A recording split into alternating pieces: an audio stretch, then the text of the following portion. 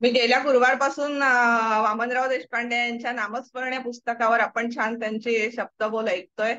आणि आज थोड्याशा त्यातल्या प्रवचनांचा नामावरची जी सुंदर प्रवचन आहेत त्याचा आपण आज आस्वाद घेऊया. मी काही ठराविक ठराविक पानं वाचून मधली हे केलेली आहेत, कारण आपल्याला सगळं तर होणं शक्य नाहीये. पण त्यातली जी काय मला जी सगळीच सुंदर आहेत, पण त्यातल्या थोडेसे मी जे मला जे अजून छान वाटले त्यातले मी सिलेक्ट केली आहेत का, आणि ती मी वाचते आज. आज मी प्रथम वाचते ते 3 फेब्रुवारीचं आहे हे. आपल्या अंतःकरणात परमेश्वरी अस्तित्वासंबंधी उत्कट भाव नांदत असतील तर तो भगवंत आपल्या हृदयात प्रगट झाल्याशिवाय राहणार नाही. जसा भाव तसा देव हे सूत्र जीवनात खूप महत्वाचं आहे. या संदर्भात संत आपल्याला सतत सांगतात. संत मंडळी तर परमेश्वराच्या अस्तित्वात पूर्णपणे विरघळूनच गेलेली असतात. तुकाराम महाराज या संदर्भात म्हणतात, भाव देवाचे उचित, भाव तोची भगवंत. देवाची भक्ती करायची तर अंतःकरणात आपल्या देवासंबंधीचे भाव उचंबळून यायला हवेत. तर देवाची भक्ती करायला भावच लागतात, कारण भाव तोच देव आहे शेवटी. भावे गावे गीत, शुद्ध करोनी या चित्त, तुझ व्हावा आहे देव, तरी हा सुलभ उपाव. महाराज म्हणतात, आपलं चित्त शुद्ध करून भक्तिभावाने परमेश्वराचं गुणगान करावे. परमेश्वराचं गीत आपल्या मुखात सतत रेंगाळत ठेवावे. हरिनामाचं गीत गावं. आपल्याला जर देवाची प्राप्ती व्हावी असे अंतःकरणापासून जर वाटत असेल तर मनातला भाव सतत जागृत हवा. नामाचे गाणे आपल्या मुखात सतत राहायला हवे, तरच आपल्याला भगवंत भेटतो. नाम हे भावयुक्त अंतःकरणाने मनपूर्वक घेत राहिले तर परमेश्वराची प्राप्ती ही निश्चितच होते. श्री गोंदवलेकर महाराज या बाबतीत म्हणतात, नामात प्रेम आहे असे नित्य म्हणावे, कारण नामाशिवाय या जगात दुसरं सत्य काहीच नाही. ते घेतल्याने त्याच्या सहवासानेच नामाचं प्रेम येतं. गोंदवलेकर महाराजांनी या संदर्भात एक महत्वाचा दृष्टांत दिला आहे. एकाच मातीचा जसा गणपती बाहुलं किंवा मडकं होतं, त्याप्रमाणे ईश्वरही आपल्या भावनेप्रमाणे होतो. म्हणून आपला भाव नेहमी शुद्ध आणि निस्वार्थी हवा. मुळाशी पाणी घातलं की झाडाची वाढ ही होतेच, पण आपण मुळापर्यंत जातच नाही. तेव्हा भाव हा नेहमी शुद्ध आणि निस्वार्थी हवा. हे सर्व कसे साधावे तर भगवंताची प्राप्ती हे आपले केवळ स्वप्न नसावे, तर ते सत्यात कसे उतरेल याचा विचार करून तसं वागायला शिकावं. भगवंताच्या नामाची गोडी एकदा का आपल्याला लागली की भगवंत हा तुमच्यापाशी येतोच येतो. तो आपला अनुभव मात्र व्हायला हवा. त्यासाठी काय करायला हवं तर नामाशिवाय दुसरं जगात काहीच सत्य नाही, आणि नामासारखं दुसरं सोपं साधन नाही, हा विचार आपल्या अंतःकरणात प्रथम दृढ व्हायला हवा. हे 3 फेब्रुवारीचं होतं. आता दुसरं वाचते मी. हे आहे 6 मार्चचं. संत सहवासाचे महत्व सर्वच संतांनी आपल्या अभंग ओव्यांतून सांगितले आहे. संत पुरुष म्हणजे प्रत्यक्षात भगवंताची सगुण सगुण साकार रूपमोहिनी आहे. संतांच्या सहवासात आपल्याला भगवंताच्या भेटीचं समाधान प्राप्त होते. निर्गुण निराकार भगवंताला प्रत्यक्ष अनुभवता येत नाही, म्हणून सगुण साकार संतांना उराउरी भेटावं, त्यांचं क्षेम विचारावं. तुकाराम महाराज म्हणतात, संत गाती हरी कीर्तनी त्यांचे घेईन पायवाणी, हेची तप तीर्थ माझे आणि कमी नेणे दुजे, काया कुरवंडी करीन संत महंत ओवाळीन, संत महंत माझी पूजा आन भाव नाही दुजा. तुका म्हणे नेणे काही अवघे आहे संतांपायी.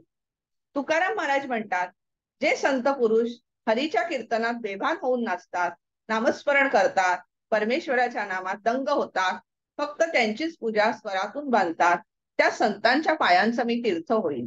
संतांची पूजा हीच माझी तपश्चर्या. संतचरण हेच माझं तीर्थक्षेत्र. मी दुसरं काहीही जाणत नाही. अशा संत पुरुषांवरून मी माझा जीव ओवाळून टाकतो.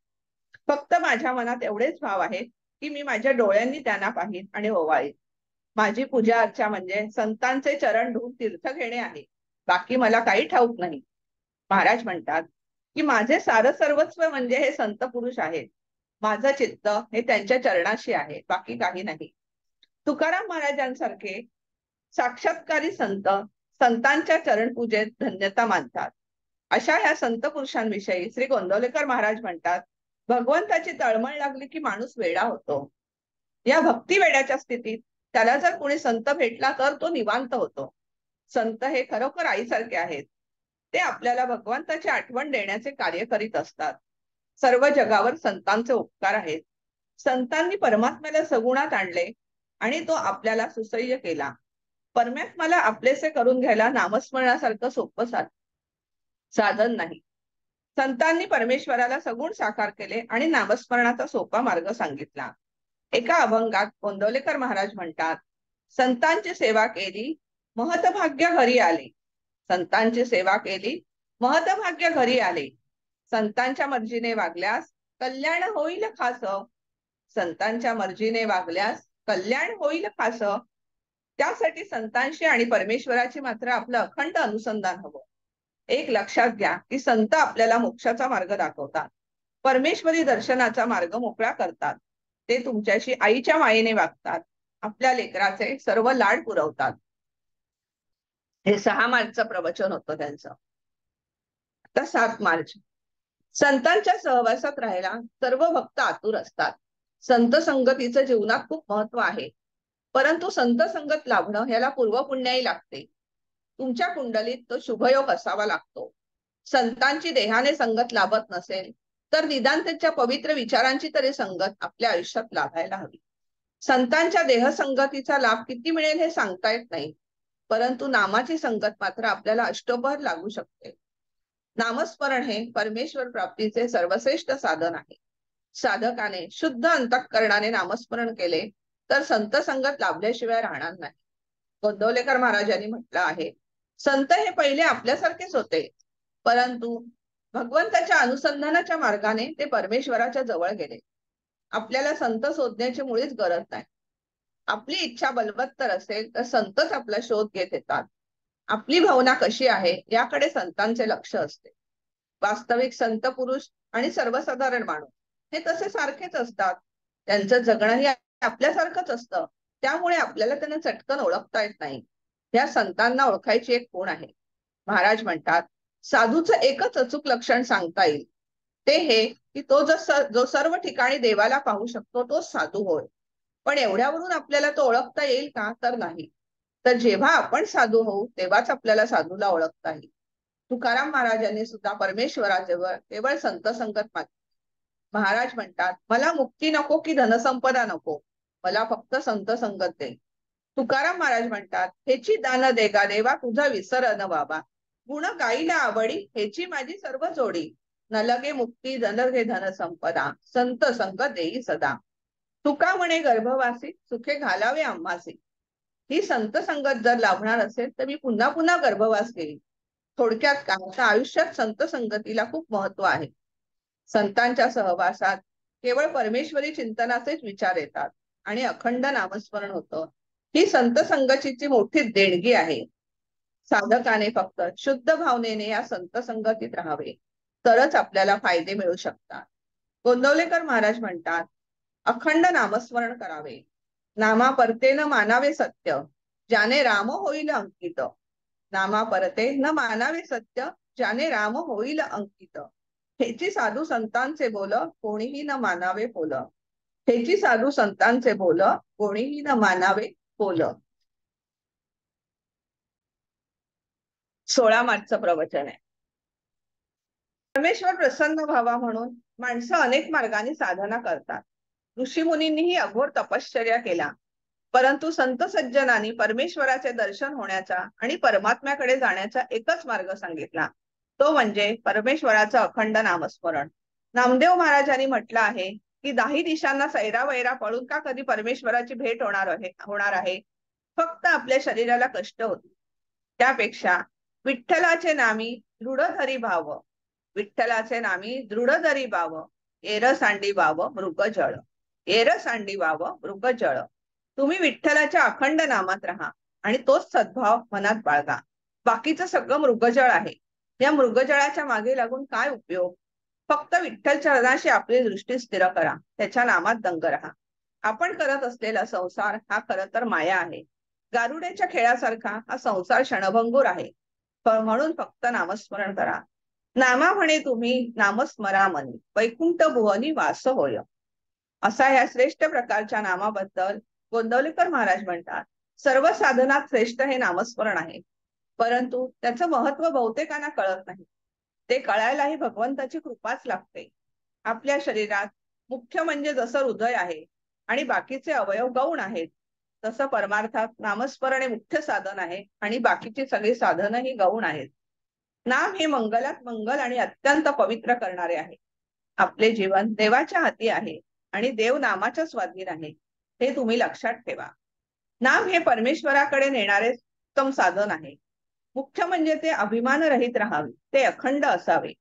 नामसाधनेत सात्विकता असते आणि सात्विकता ज्या जीवात नांदते आहे ती प्रेमळ माणसं असतात, पण त्याहून अधिक ती श्रेष्ठ परमात्म्याच्या निकट असतात. नामामुळे प्रपंचातली आसक्ती संपते, सुखाच्या व्याख्या बदलतात. तेलवातीच्या दिव्यातून अखंड प्रकाश बाहेर पडावा म्हणून आपण सतत तेल घालत राहतो, तसे आपण नामाचं तेल घालत राहावं, तरच परमेश्वरी दर्शनाचा प्रकाश चहूकडे पसरतो. त्यासाठी आपल्याला सतत भगवंताशी अनुसंधान ठेवायला हवं. नामस्मरण अतिशय सोपं आहे, कुणालाही या साधनाचा त्रास होत नाही. अशा माणसांचं संरक्षण करता हा प्रत्यक्ष परमेश्वर असतो, ही जाणीव होणं मात्र महत्वाचं आहे. ही जाणीव एकदा का झाली की नामस्मरण चालू आहे आपण विसरून जातो. श्वासोश्वासासारखे नामस्मरण चालू राहते. भगवंत आपल्यासाठी सुखाचा म्हणजे मुक्तीचा मार्ग तयार करतो. तो क्षण नामस्मरणाचे आनंद पहाट घेऊन आपल्या आयुष्यात उमलून आलेला असतो. 28 मार्चचं प्रवचन आहे. नामदेव महाराजांनी सद्गुरूंसंबंधी एक महत्वाचा विचार मांडला आहे. नामदेव महाराज म्हणतात, सद्गुरूंचे आशीर्वाद जर पाठीशी नसतील तर भगवंताचं नाम आपल्या उंदळीत येणार नाही. कितीही साधना करा, कितीही कोटीचा जप करा, परंतु नाम हे शेवटी सद्गुरूंकडून घ्यावं लागतं. त्यांचे आशीर्वाद पाठीशी असायला लागतात. महाराज म्हणतात, सद्गुरु वाचुरी नाम नये हाता, सद्गुरु वाचुरी नाम नये हाता, साधन साधिता कोटी गुणे. तैसे कांते विण करणे संसार, जैसे कांते विण करणे संसार, तैसा हा व्यापार साधनांचा, तैसा हा व्यापार साधनांचा. जव सद्गुरु नाही केला भ्रतार, जव सद्गुरु नाही केला भ्रतार, साधन विचार व्यर्थ गेला. नामदेव म्हणे सद्गुरु पासुनी, नाम घ्या जाणूनी नाना काही. नामदेव म्हणे सद्गुरु पासुनी, नाम घ्या जाणूनी नाना काही. साधकावर सद्गुरूंची कृपाही लागतेच. त्यांची कृपा झाली की नाम अंतःकरणात मुरायला लागते. कांतेविण संसार कधी करता येईल का? साधना करायची तर नाम ओठात हवे आणि ते नाम सद्गुरूंकडूनच मिळवावं लागतं. सद्गुरूकडून नामाची प्राप्ती झाली नाही तर साधनेचा उपयोग होत नाही. तो साधन विचार शेवटी फुकट जातो. महाराज म्हणतात की आपण भार्या होऊन सद्गुरूंना नवरा करावं, त्यांची सेवा करावी. तोच तर पतिव्रतेचा धर्म आहे. तशी सेवा केली तर संसार सफल झालाच म्हणून समजा. म्हणून सद्गुरूंकडून प्रथम नाम घ्या. नामाला पूर्णांशाने जाणून घ्या, तेव्हाच नाम तुमच्या रक्तातून वाहू लागेल. श्री गोंदवलेकर महाराजांनी या प्रवचनात म्हटलं होतं, सद्गुरूकडून घेतलेला नाम आणि आपण स्वतःच्या आवडीने घेतलेलं नाम यात फरक करता येत नाही. तरी सुद्धा सद्गुरूकडून घेतलेल्या नामाला एक वैशिष्ट्य असतं. ते असं असतं की तो नामाच्या पाठीशी सत्ता रूपाने उभा असतो आणि आपल्याकडून नामस्मरण होण्यात सद्गुरूंची आपल्याला खूप मदत होत असते. त्यामुळे आपल्या हातून होत असलेलं नामस्मरण ही त्यांच्या सत्तेनेच होत आहे आणि आपण नामस्मरण करतो हा अहंकार आपल्यात उत्पन्न होत नाही. सद्गुरूंच्या आज्ञेचं पालन करता करता साधकाला नामाची गोडी लागते. गोंदवलेकर महाराज या निमित्ताने एक विचार देतात, सद्गुरूकडून नाम घेतले की आपल्याकडे कर्तेपणाचा अभिमान जो सतत जागा असतो त्याला मग वाव राहत नाही. सद्गुरू तुमच्या मनातला अहंकार पहिल्यांदा शांत करतो. तेच महत्वाचे आहे की सद्गुरू साधकाला नामाचा आधार देतो. सद्गुरू साधकाला नामाचा आधार देतो.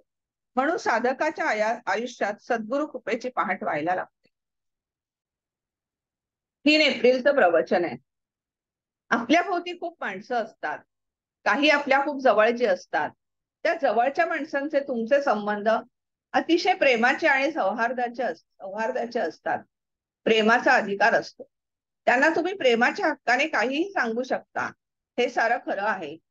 परंतु एक लक्षात ठेवण्यासारखी गोष्ट आहे की त्या जवळच्या माणसाला सुद्धा मर्यादा आहेत, हे भान विसरून आपल्याला चालत नाही. कारण ही सारी माणसं कितीही प्रेमळ असली तरी शेवटी मरते आहेत. म्हणून आपण आपली भिस्त फक्त परमेश्वरावर ठेवावी. त्याच्यावरच आपला भार टाकावा. केवळ त्याचं स्मरण करावं. भगवंत हा सर्वात जवळचा वाटला पाहिजे. त्यासाठी तुमच्या मनात अष्टप्रहर त्याचेच नाम घुमायला हवे. काहीही झाले तरी तो आहे ना, ही भावना दाटून आली पाहिजे. हेच भगवंताचं स्मरण. हे केवळ त्याचंच नामस्मरण. नाम हाच अवतार आहे. याची जाणीव तेव्हाच होते जेव्हा आपण नामाचं होऊन जातो. गोंदवलेकर महाराजांनी एका प्रवचनात सांगितलं आहे की भगवंताची सतत अनुसंधान पाहिजे, तरच नाम मुखात टिकते. आम्ही सुस्थितीत असलो म्हणजे आमचं नामस्मरण चांगलं होतं, पण त्यात काही बिघाड झाला की तिकडेच लक्ष जातं. याला कारण म्हणजे आमचं नामस्मरण वरवरचं असतं. श्रद्धेने नामस्मरण करणं आपल्याला कठीण जातं. परमात्म्याशिवाय आपल्याला कोणी नाही असा दृढ निश्चय आणि श्रद्धा असणे आवश्यक आहे.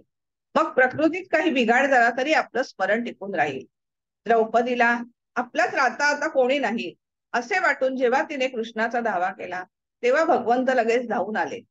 द्रौपदी सारखे खऱ्या कळकळीने आपले स्मरण असायला हवे.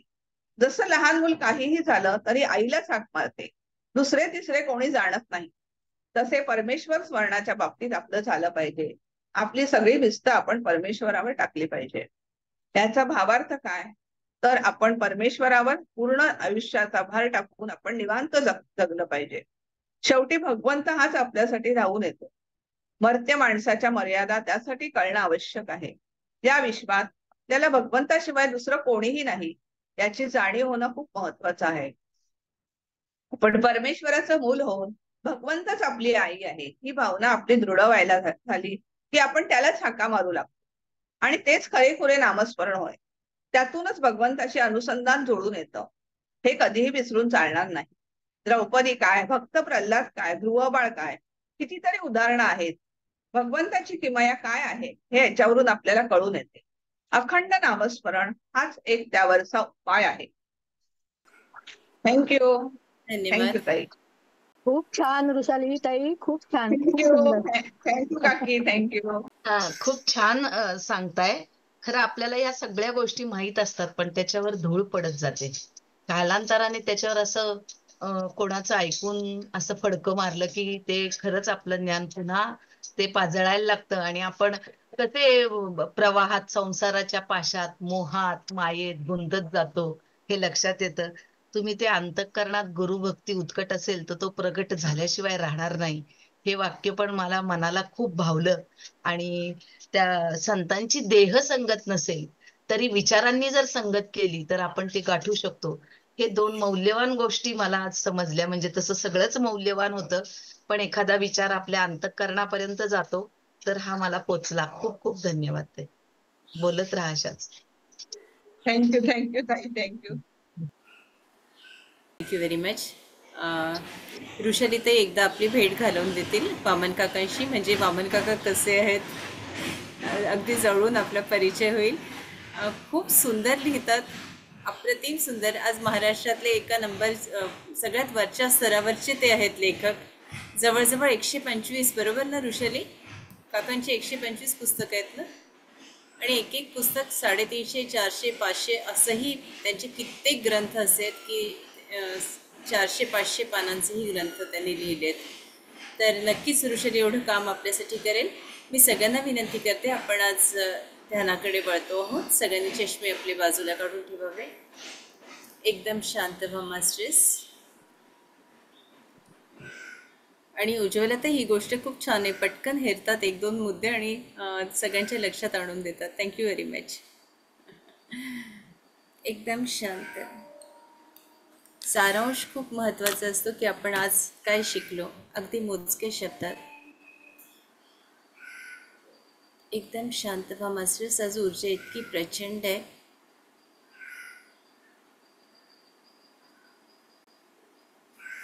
आपण आवाहन करतोय शंभाला मास्टर्स. संपूर्ण गुरुतत्व,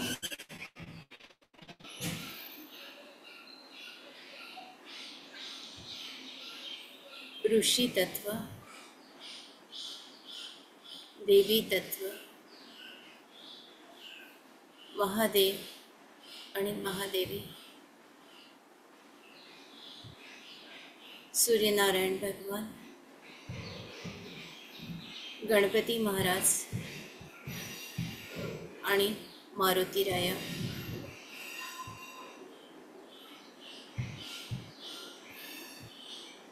मास्टर्स, या क्षणी संपूर्ण शरीर हे शांत झालंय, एकदम शांत.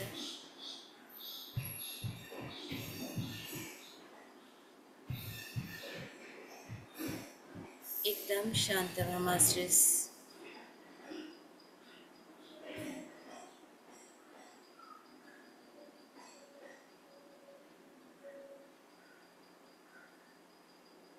आपण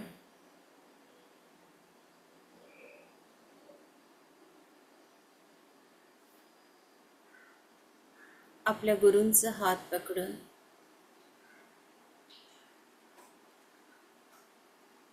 5 पायऱ्या उतरतो आहोत.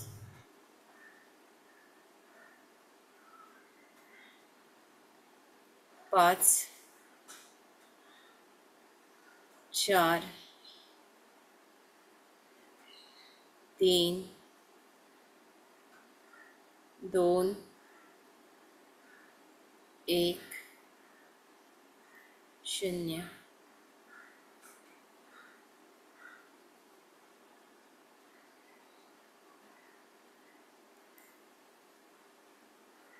मास्टर्स,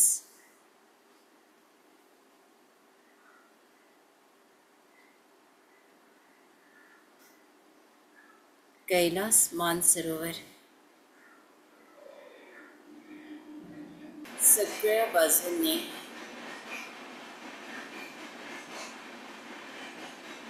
निसर्गाचं सौंदर्य, महादेवाची असीम कृपा,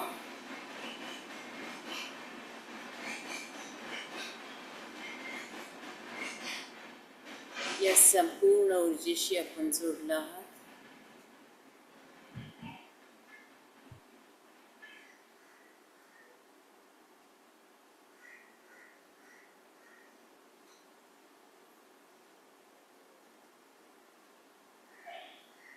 एट एट एट चं पोर्टल आपल्याला उघडलं गेलं आहे.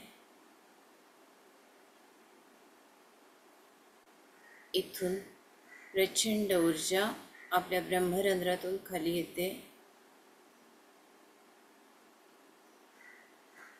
दुसऱ्या सर्कलमध्ये सगळे ऋषी आहेत.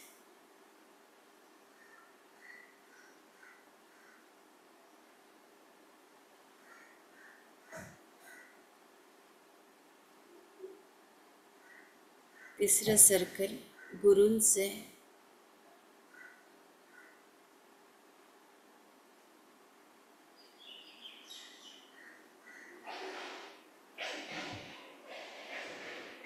एकदम शांत व्हा मास्टर्स. या संपूर्ण ऊर्जेशी एकरूप होऊन जा. आपल्या आज्ञाचक्राजवळ या.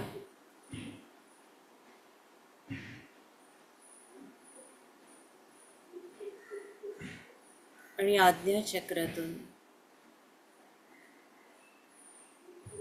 हृदयात या.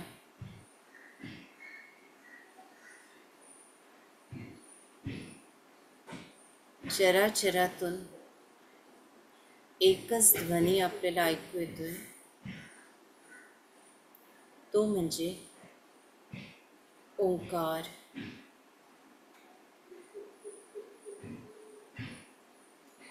पानांच्या सळसळण्यातून, फुलांच्या बहरण्यातून, वाऱ्याच्या वाहण्यातून, झऱ्याच्या खळखळण्यातून, नितळ पाण्यातून, चराचरातून, चिमण्या पक्ष्यांच्या चोचीतून,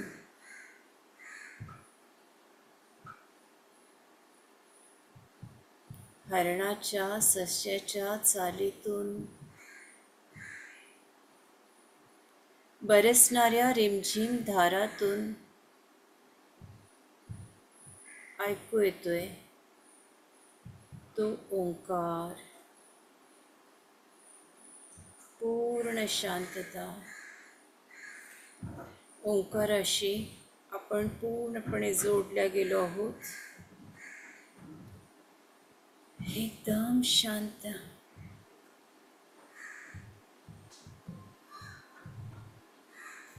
चलते चलो मेरे दोस्तों.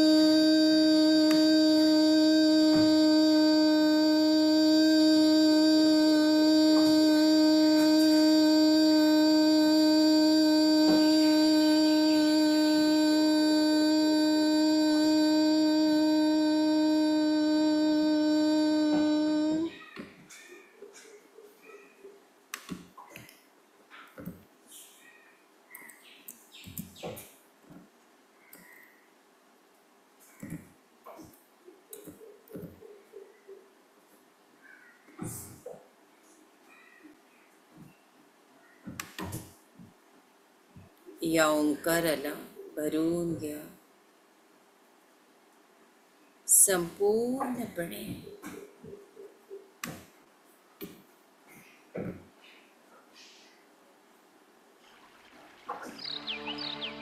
एक ओंकार सतना करता पुरख निरपौ निर्वैर अकाल मूरत अजूनी सैभं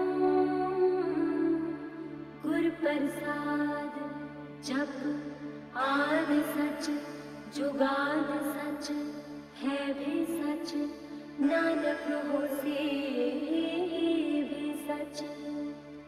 सोचे सोच न होवे जे सोची लखवार चुपे चुप न होवे जे लाए रहा लिवतार भुखिया भुख न तेरी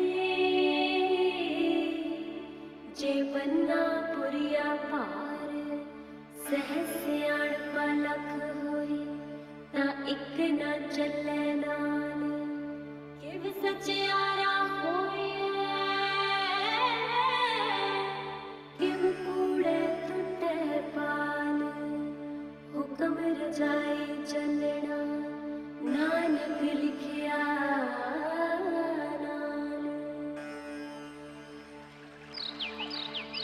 एक ओंकार सतना करता पुरख निरपौ निर्वैर अकाल मूरत अजूनी सैभं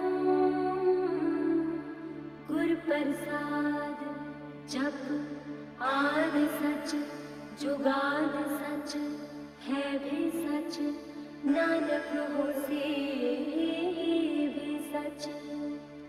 सोचे सोच न होवे जे सोची लखवार चुपे चुप न होवे जे लाए रहा लिवतार भुखिया भुख न तेरी जे बन्ना पुरिया पार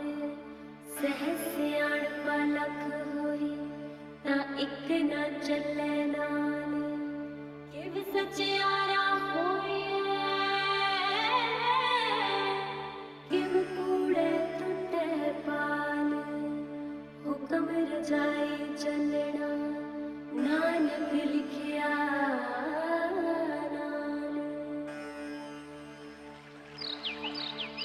एक ओंकार सतनाम करता पुरख निरभव निर्वैर अकाल मूरत अजूनी सैभव गुर प्रसाद जप आद सच जुगाद सच है भी सच नानक होसी भी सच। सोचे सोच न होवे जे सोची लखवार चुपे चुप न होवे जे लाए रहा लिवतार। भुखिया भुख न उतरी जे बन्ना पुरिया पार। सहज सियाणपा लख होई ना इक न चले नाल। किव सचियारा होइए किव कूड़े टुटे पाल। हुक्म रजाई चलना नानक लिखिया नाल। एक ओंकार सतनाम करता पुरख निरभव निर्वैर अकाल मूरत अजूनी सैभव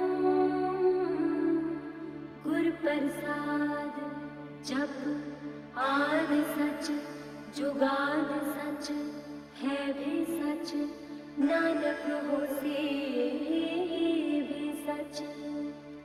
सोचे सोच न होवे जे सोची लखवार। चुपे चुप न होवे जे लाए रहा लिवतार। भुखिया भुख न उतरी जे बन्ना पुरिया पार। सहज सियाणपा लख होई ना इक न चले नाल।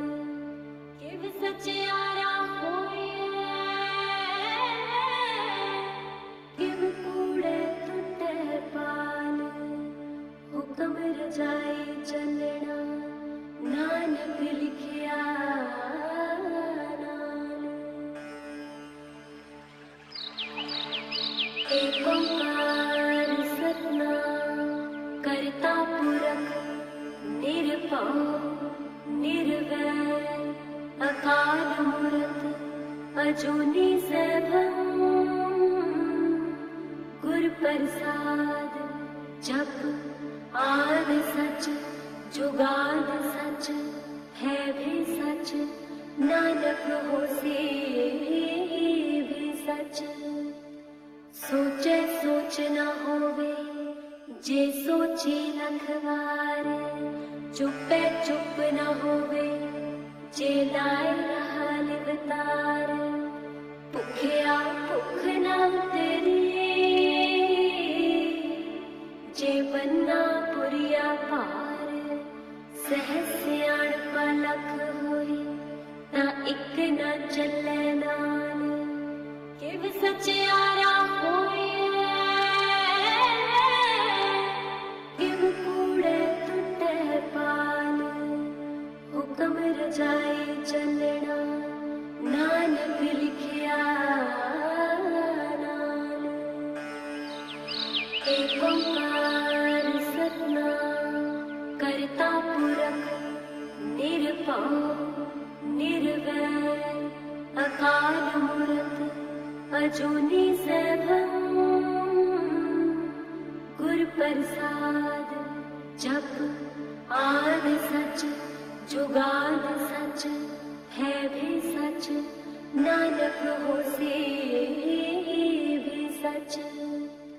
सोचे सोच न होवे जे सोची लखवार।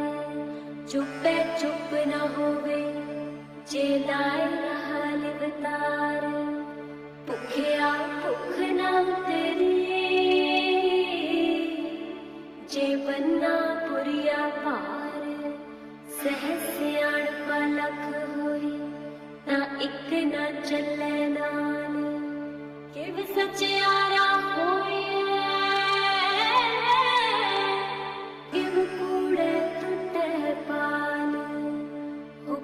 रजाई चलना नानक लिखिया नाल। एक ओंकार सतनाम करता पुरख निरभव निर्वैर अकाल मूरत अजूनी सैभव। गुर प्रसाद जप आद सच जुगाद सच है भी सच नानक होसी भी सच। सोचे सोच न होवे जे सोची लखवार। चुपे चुप न होवे जे लाए रहा लिवतार। भुखिया भुख न तेरी जे बन्ना पुरिया पार। सहज सियाणपा लख होई ना इक न चले नाल। किव सचियारा होई किव कूड़े टुटे पाल। हुक्म रजाई चलना नानक लिखिया नाल। एक ओंकार सतनाम करता पुरख निरभव निर्वैर अकाल मूरत अजूनी सैभव। गुर प्रसाद जप आद सच जुगाद सच है भी सच नानक होसी भी सच। सोचे सोच न होवे जे सोची लखवार। चुपे चुप न होवे जे लाए रहा लिवतार। भुखिया भुख न तेरी जे बन्ना पुरिया पार। सहज सियाणपा लख होई ना इक न चले नाल। किव सचियारा होई किव कूड़े टुटे पाल। हुक्म रजाई चलना नानक लिखिया नाल। एक ओंकार सतनाम करता पुरख निरभव निर्वैर अकाल मूरत अजूनी सैभव। गुर प्रसाद जप आद सच जुगाद सच है भी सच नानक होसी भी सच। सोचे सोच न होवे जे सोची लखवार। चुपे चुप न होवे जे लाए रहा लिवतार। भुखिया भुख न तेरी जे बन्ना पुरिया पार। सहज सियाणपा लख होई ना इक न चले नाल। किव सचियारा होई किव कूड़े टुटे पाल। हुक्म रजाई चलना नानक लिखिया नाल। एक ओंकार सतनाम करता पुरख निरभव निर्वैर अकाल मूरत अजूनी सैभव।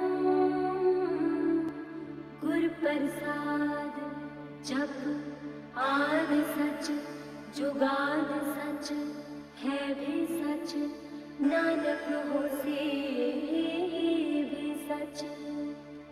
सोचे सोच न होवे जे सोची लखवार। चुपे चुप न होवे जे लाए रहा लिवतार। भुखिया भुख न तेरी जे बन्ना पुरिया पार।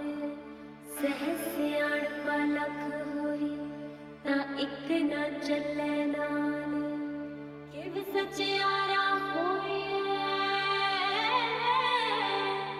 किव कूड़े टुटे पाल हुक्म रजाई चलना नानक लिखिया नाल।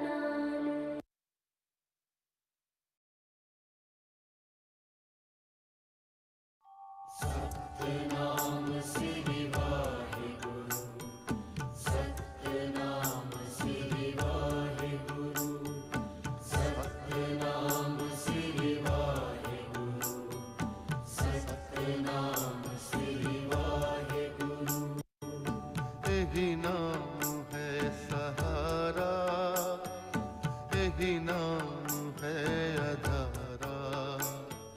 सतनाम श्री वाहेगुरु, सतनाम श्री वाहेगुरु, सतनाम श्री वाहेगुरु, सतनाम श्री वाहेगुरु।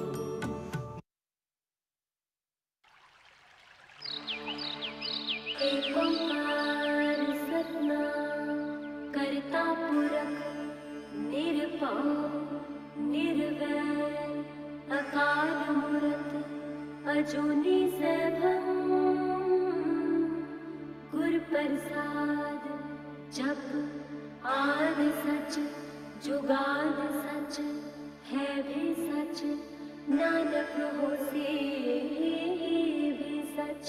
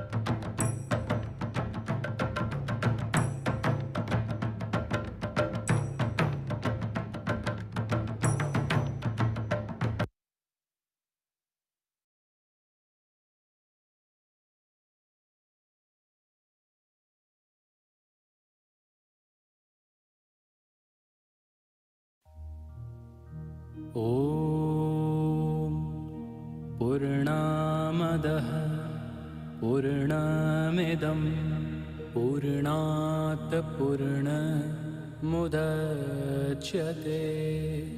पूर्णस्य पूर्णमादाय पूर्णमेवावशिष्यते। ॐ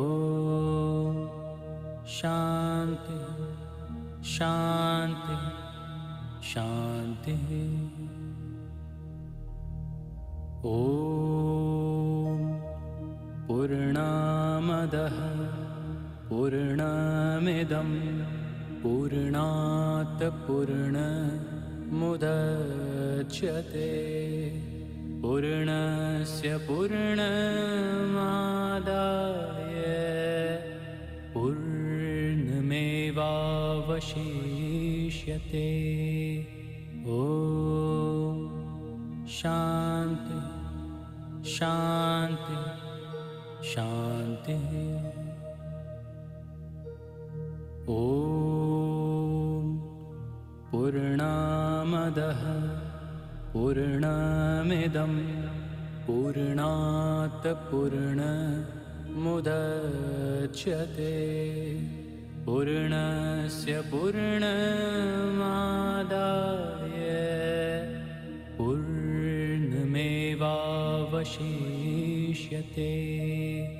ॐ शान्ति शान्ति शान्तिः।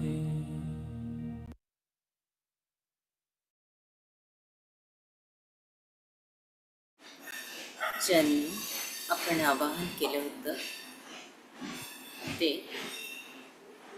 गुरुतत्व, ऋषी तत्व, देवी तत्व, मारुतीराया, गणपती महाराज, सूर्यनारायण भगवान, महादेव महादेवी आणि कैलास सरोवर, मानसी सरोवर, शंबाना मास्टर्स या सगळ्यांना या समूहाच्या वतीने दंडवत प्रणाम करते। मास्टर्स,